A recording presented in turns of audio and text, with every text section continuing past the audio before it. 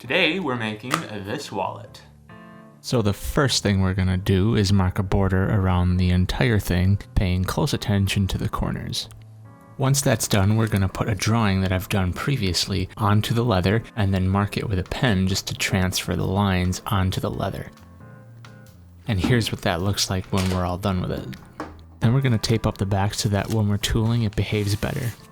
This is actually my first time doing this basket weave thing, but I know from watching videos you have to be really careful with this angle, so that's what I was doing. I was just marking very faint lines with a stitching awl, which can be cut later with a knife. So I've actually never tried tooling a basket weave, so that'll be a first.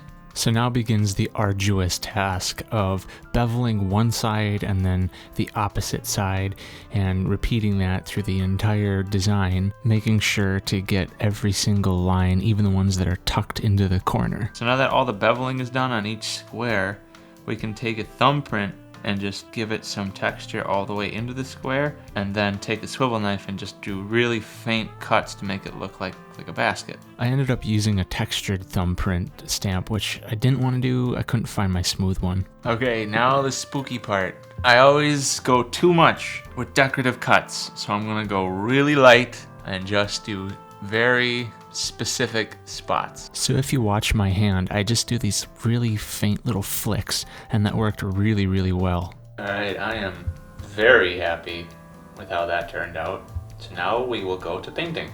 This was easily the longest part of this entire build. Not only did I have to paint everything, I had to repaint everything, give it multiple coats, mix up my paints, as you see here with the light green on dark green. And then after all the dark green, I decided I wanted to add an explosion because I thought it would look really cool on the back, so there was even more painting involved. And this is actually a technique that I did by mistake, but really happy that I did. I decided to outline everything in black because I thought maybe I would do the back black, but as you'll see in a sec, I'm not really sure now what I'm gonna do. I don't know why I did this with the black. I was planning on doing brown so you could really see the basket weave very easily. If I do black, it's not gonna show up. So I'm gonna try antiquing. I'm gonna do brown dye first, and then we'll see how that looks. If it doesn't look good, we'll antique it, and if that still doesn't look good, we're gonna do black. Even at this stage when I'm just adding a little bit of brown dye, I started to really like that black outline on everything, and I think I'm gonna use that again.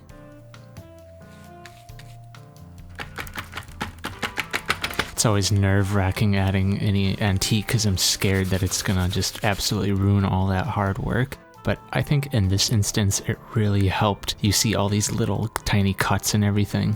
A lot of the detail I don't even think you'd notice without antique. So that made it really pop. I think it looks really good now. Now I'm gonna apply some Resin really lightly so I don't scrape off any of the paint. I decided to line this one with some pigskin too, just to give it some strength, and if there's any tooling areas that cut too deep, it'll just, like I said, give it a little bit more stability and strength. As if I didn't have enough to paint, I decided to add a radiation symbol to one of the inside pockets too. And the reason I did this is one time I was at a show and a lady opened up a wallet and she said she really liked the cohesion between the outside of the wallet and the inside of the wallets. Okay, so now we have everything antiqued. I actually went ahead and put a radiation symbol on one of the pockets, and I think if I don't antique it, it's gonna kind of look out of place, so I'm gonna antique this.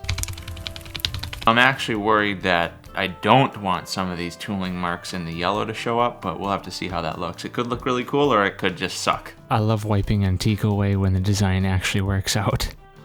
That looks awesome. All that antique has sat down into the tooling marks, and it looks worn, like the paint has been worn over the years and just grimy. I love that. So the top part is sewn on, and I have everything else punched out, so now all we have to do is attach it to the main body, finish the edges, and then I'm gonna put on some Resin on here too, and probably just do another coat of Resin on this side, and then we got a really cool vintage looking Fallout wallet.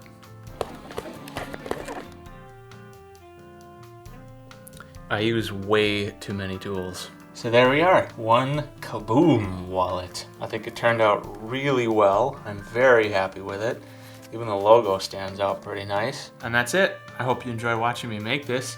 It took a while, a couple of days, but I think the end result was totally worth it. If you enjoyed watching this, give me a like, comment, subscribe, all the YouTube stuff, and I'll see you guys in the next video.